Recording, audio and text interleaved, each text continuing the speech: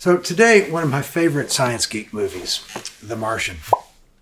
And an example of a movie where if you hadn't had antibiotics, you might have had a much, much, much shorter movie.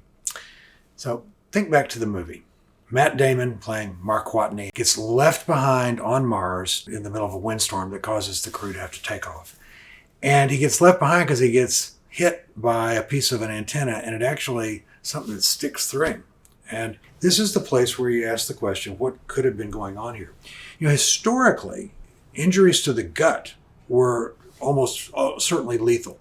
Being gut shot was a well-known prodrome to a gradual, miserable death, because when you puncture your belly, puncture any part of your intestine, causing stool to leak out. Stool is 90% bacteria by weight. Even though he's on Mars, a sterile environment, he's not sterile and his gut's not sterile. He needs the bacteria in his gut. That's the whole microbiome thing. You need the bacteria in your gut. And so if he had had an injury that penetrated all the way into his belly and transected part of his intestine, he would be in deep trouble.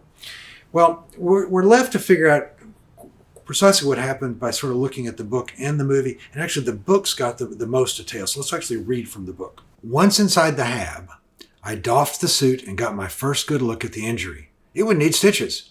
Fortunately, all of us had been trained in basic medical procedures, and the hab had excellent medical supplies.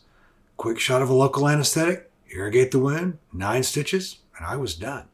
I'd be taking antibiotics for a couple of weeks, but other than that, I'd be fine. So from that text snippet, we get the idea it's a reasonable injury, needed some stitches, and needed antibiotics.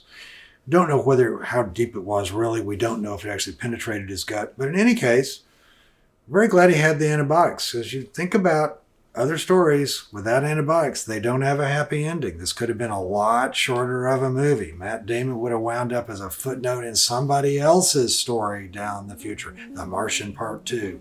Now, fortunately, we have just The Martian. Fabulous book. Check it out.